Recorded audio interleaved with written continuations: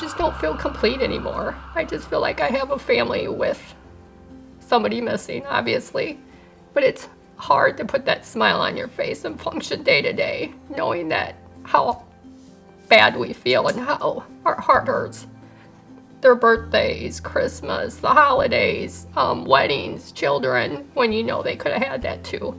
But I look at life now and I think to cherish every moment that you have with your family and your children as if they were going to be gone tomorrow. Matt Huffman, he was my half brother.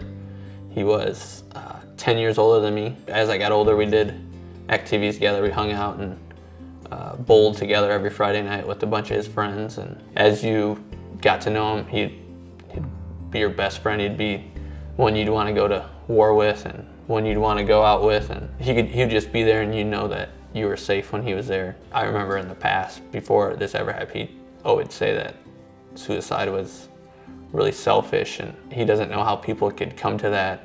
He didn't really show, I didn't feel that he showed signs of he was going to try to kill himself or commit suicide. Because my mom, she would always say, if you're in trouble, let me know. And he had always told my mom I would never kill myself or commit suicide. And so we didn't really worry about that. When I think about Matt now, I just think about how good a dad he was to his son, my nephew Keegan. I lost my son, his name was Jimmy Bogle, 16 years old, to suicide. He was just well known for his sports in our community and excelled in everything he did and just loved life. He was a huge athlete, so they just seen him going somewhere, so it was hard for me to say because his was impulsive.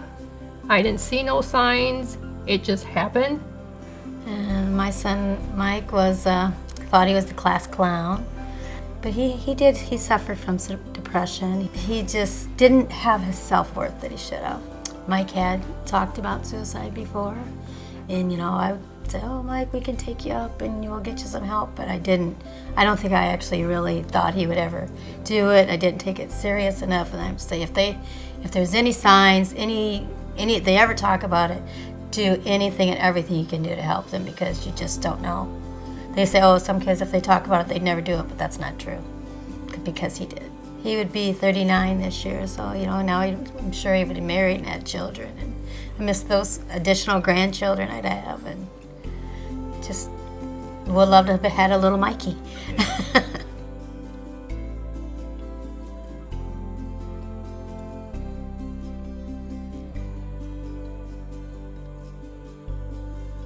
The thing I miss the most would be his smile and the love that he had for his family, and he would do anything for us. That's one thing I really miss about him. And once I found out, I think after that I shut down. I was numb, hard to function day to day. And probably for the first year, I had somebody stay with me every night. Couldn't go anywhere. I just shut down. It's been 15 years, but it's almost like it was yesterday. You don't ever stop. They're your babies. Sometimes I can see how I felt because there's times I could have gotten in my car and just drove into a tree. Because there's just part of you that's just gone, and you can't ever fill that hole that they put in your heart.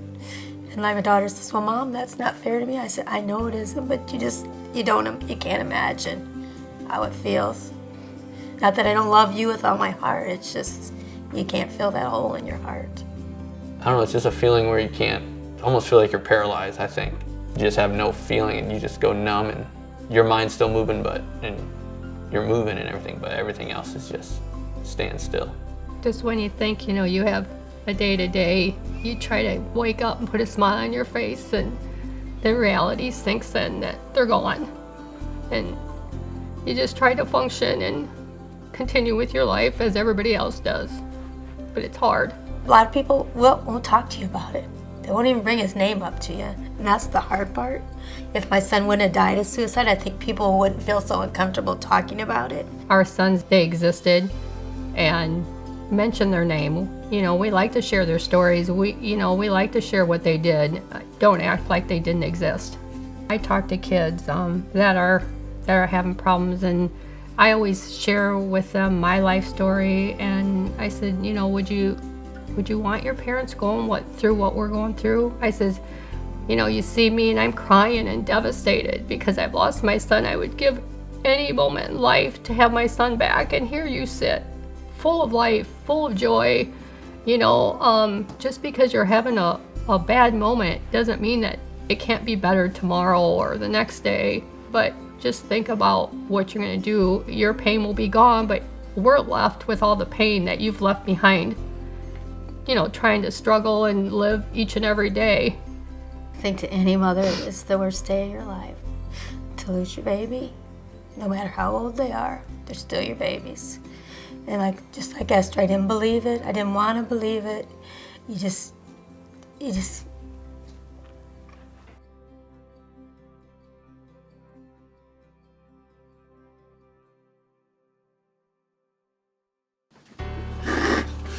Max? Max, are you okay? Are you with us, Max? When I was contemplating suicide, I really thought I wasn't good enough. I've been battling depression pretty much on all the time for 14 years. It started when I was 14, you know, kind of got very depressed, and I actually started cutting myself as a way to kind of hide the pain that I was having. And then it just continued to, you know, escalate into, you know, multiple hospitalizations, multiple suicide attempts. Suicide is a subject that nobody wants to talk about, but they really should. And just admitting that can be, you know, a tremendous help by saying, okay, you know, yes, I'm suicidal. You know, what steps can we take to prevent this or help me through this situation? I was overweight. I had, you know, just several strong emotional senses that everybody's better off without me. You know, I'm a burden to my family by, you know, these multiple hospitalizations, medical bills that pile up, and I just thought the world would be better off without me. Some warning signs that I personally had would be, I tended to like kind of sit back more, but some people have that where they're, you know, don't want to get out of bed. They don't, you know, want to do anything. And they're, you know, very quiet. I didn't want to get out of bed, but I still kind of forced myself to get out of bed. I physically harmed myself by cutting. That was my relief. So I kind of wore longer sleeves. I work in the emergency department. We do get, you know, suicidal patients, and just knowing that I've been where this person, I feel like I have a better connection than most. Things that really helped me enjoy life was I was able to, after in continued therapy and everything, I was still able to graduate high school on time. I went away to college and got a degree. And then now I'm, you know, working full-time as a nurse. I found like something where I can help, you know, other people as well. It just makes a difference. Therapy was probably one of the most difficult parts of my recovery. Just the thought of me asking for help was very difficult, but as I, you know, the more I did therapy and realized that it actually does make a difference, it took a while for it to open up, and you have to find the right person, you know. I still attend therapy once, twice a month as needed, depending on, you know, my stressors. I mean, the little bit, just knowing I have somebody right there to talk to, and they're not going to be judgmental by any means. Something that I'd say to somebody thinking about suicide, I just tell them to write down what they're feeling, and over the next couple days, go back and look at that, what you wrote and how you were feeling, and just see in that 2-day period how much your attitude has changed.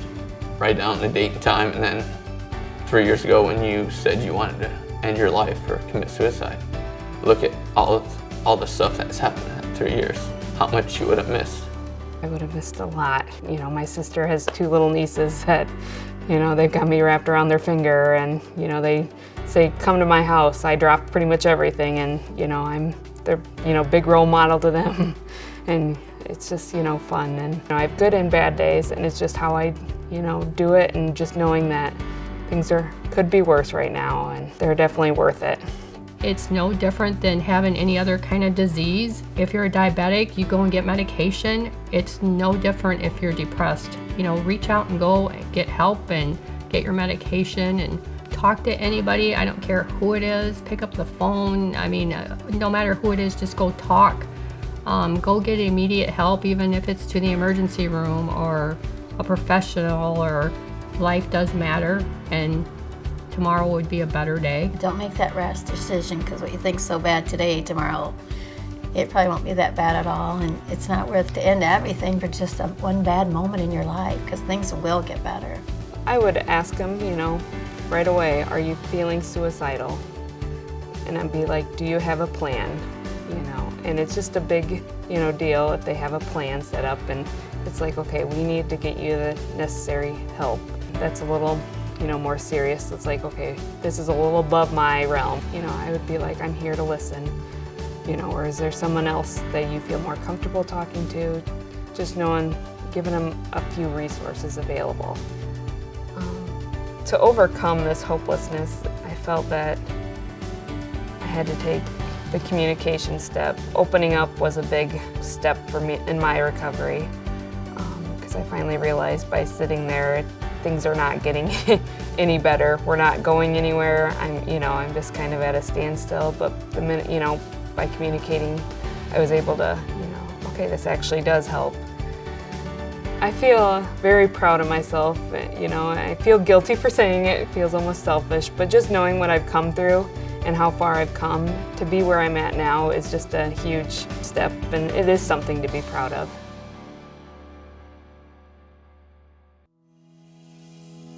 Depression is just one of hundreds of different types of mental illness. That sense of isolation, combined with the hopelessness that things will never change or get better, can convince individuals suffering from mental illness to consider, attempt, and even die by suicide. There are more clues specific to suicidal thoughts, such as the person having access to lethal weapons, talking about death, giving away possessions, abusing alcohol or other drugs, and engaging in risky behaviors. There are steps you can take to get help for yourself. First, speak out. Tell someone you trust, family member, teacher, guidance counselor, best friend, co-worker, about how you're feeling. There is also a national suicide prevention hotline that you can call for free with the number listed here at any time of the day. You can also text the crisis text line from anywhere in the USA, anytime, about any type of crisis. If you are having serious thoughts of suicide and are on the verge of carrying out a plan to complete suicide, you can call 911 or ask someone to take you to the emergency room of a local hospital. Second, hold on to hope and seek out help. There are so many ways that you can receive help for managing your mental illness. There are counselors, therapists, doctors who specialize in mental illness, and even support groups who can help you in your recovery. If you find yourself in the role of a loved one concerned that someone you care about is struggling with mental illness and/or suicidal thoughts, please listen to him or her without judgment. Literally be there and assist if necessary in getting your loved one help. Remember to share with him or her that hope is real, help is real, and your story is important.